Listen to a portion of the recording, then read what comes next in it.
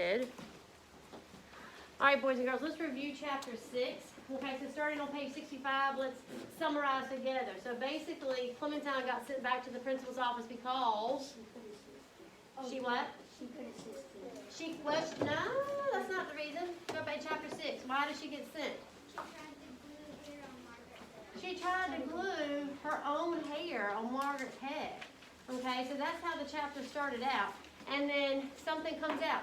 We realize that Clementine's a little bit, all these capital letters that she uses, or that the author uses on page 67 when she's talking to the principal, we know she's feeling how? She's angry. So she's a little bit upset at Clementine, right? At Margaret. All right, so as we go on through, her and Margaret actually get into a bit of a what? A little argument over something so silly. Who remembers what the argument was about? Because she thinks she's an 8. Yeah, she says, I'm 9, just like you. And Margaret's like, no, you're not. She said at your party last week you were only what?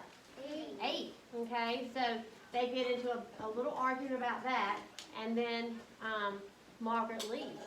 Okay, so what does Dad invite her to do to help possibly make her feel better or get her mind off of it? Yeah, he said, I need your help with the great pigeon war. And we talked about why he's at war with pigeons. What's he got? What problem does he have with the poor little pigeons? They make a mess over the building, and it's his job to keep it clean. So that's basically how the chapter ends. So we're on chapter 7, boys and girls. All eyes, page 81. Make sure this is working. All right, that's good. It says, I knew Friday was going to be a bad day right from the beginning because there were clear parts in my eggs. All right, what does that mean? When it's clear parts in your eggs, that part's not actually cooked long enough, right? So if it's clear, you remember when you crack an egg open, all the egg whites are clear, right? And then you've got the yolk in the center. So when you don't cook your egg enough, those egg whites still look a little bit clear, right? So that started her day off wrong. Her egg wasn't done enough, right? All right, continue. I can't eat eggs if they have clear parts, I reminded my mother. Well, eat around them, she said. Just eat the yellow parts and the white parts.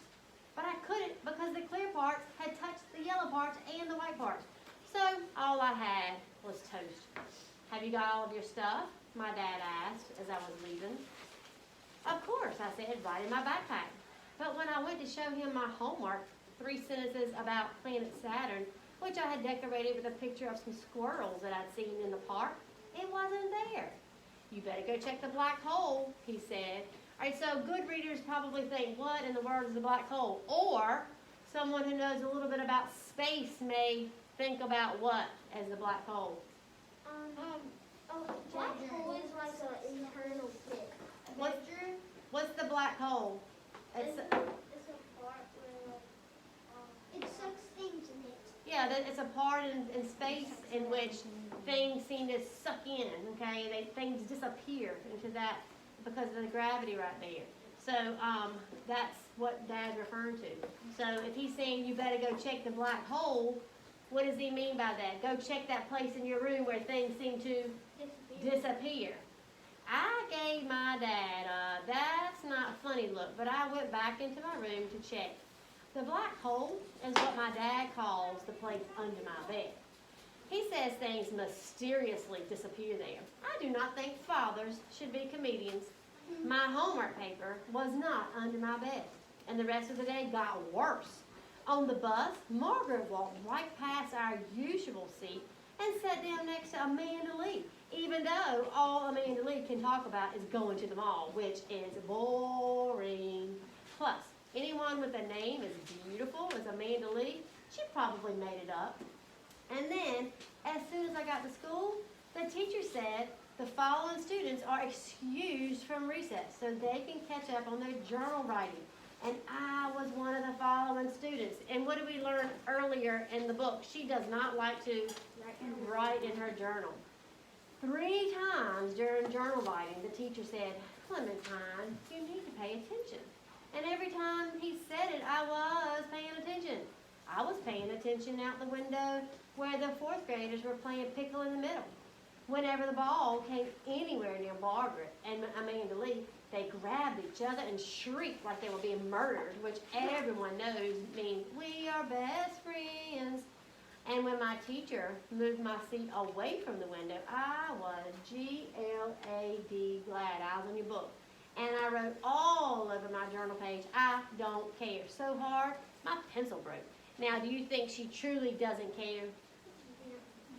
You think she cares? Yeah, okay. What details in the text support the fact that she truly does care? What is she doing? Well, maybe she's showing her anger that way, but what does she keep doing? She keeps saying, she keeps writing, I don't care. She's doing that, and she also is looking out the window, right? If you don't care, you don't keep looking out the window to see what's going on, do you? Okay? So when I got home from school, I was planning on going straight to my room to draw a picture of me and my new best friend. But my dad was putting on his raincoat, and it was not raining out. Fighting pigeons is not for the weak-hearted, he said. It takes superhuman courage and resourcefulness and cleverness. When my dad talks like this, it means he has a new idea. You have another battle plan? I asked. Yep, he answered, and it's a doozy. I'll probably be promoted to general for this one. You already are the general, remember? Oh, right. I'm so modest, I sometimes forget. Well, I bet I get the Medal of Honor. Dad, I might even be knighted for this one. Dad, I said. Sometimes my dad needs help staying serious. So, what is the new battle plan? My dad looked around like he thought there might be spies sneaking up on us. And then he bent over and whispered in my ear, psychological warfare. All right, psychological has to do with your brain, your mind, right? Your thoughts. This sounded like a good one, so I followed him out and sat on the steps to watch. I could do that drawing later. First, my dad hosed off the sidewalk and then sprayed the pigeons. We're on page 86. And then sprayed the pigeons until they flew away. All the time he was muttering things like, oh, they're crafty, all right, but I'm craftier. And it's a little known fact that pigeons were the 8th deadly plague to visit Egypt. And then he pulled a brown plastic owl from a bag. He got a ladder, climbed up, put the owl right on top of the lion's head over the lobby door. All right, what is he hoping that lion's going to do, or that owl's going to do rather? Scare him away. All right, so thumbs up if you think it's going to work. All right, thumbs down if you do not think it's going to work. Okay, so remember we've talked about problem and solutions. The problem is the pigeons keep doing what again? Pooping, and he's come up, or Clementine has come up with lots of solutions. Remember, they've tried what? What are some of the things they've tried to get rid of the pigeons? Diapers on them. They had a thought about the diapers. That wasn't going to work. What else? Spraying them, right? Because they come right back. And then I think it mentioned that Clementine thought about charging them rent, but they don't carry money, do they? Okay, so all of those ideas didn't work out, or they decided that it wasn't worth pursuing. What you need, buddy? Okay, go real quick. Okay, you have to catch it when we get back. All right, so back on track. Where are we? Bottom of page 86. I asked him what that was for. The pigeons will take one look at that owl, and then they'll head for the hills. Well, for another building. Pigeons are deathly afraid of owls. Yep, I'll probably be knighted. It's plastic, I reminded him. Now, there's an idiom in that paragraph. It says they'll take one look and head for the hills. Are they really going to head for the hills? No. What does it mean? It means they're like gonna leave. They're going to leave, okay? So they're not really actually going towards a hill necessarily. They're just going to leave where they are right now, okay? Page 87. But the pigeons don't know that. That's the brilliance of my plan.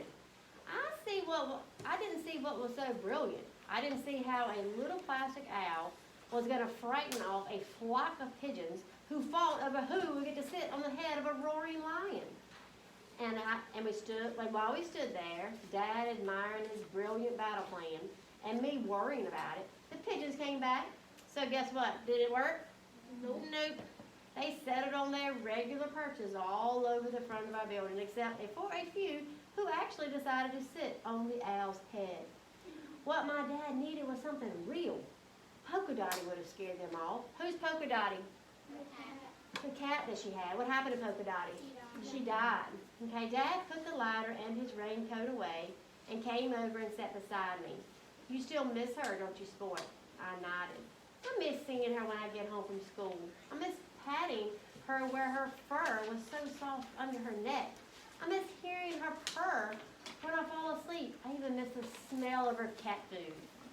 That's a lot of missing, my dad said. And she would have scared those pigeons off, wouldn't she? Absolutely. That was one terrifying cat. Dad, she would have been terrifying to pigeons, I said. And then I had one of the most astonishing ideas of my whole career.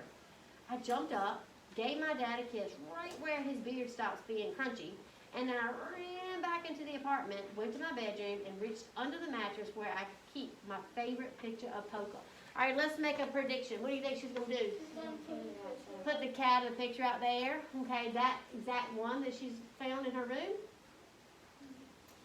What do you think it needs to be like if she is planning to scare off a bunch of pigeons? Small picture or A big picture. big picture? So what are her options? What could she do? And it also needs to be 3D. Maybe it needs to be 3D.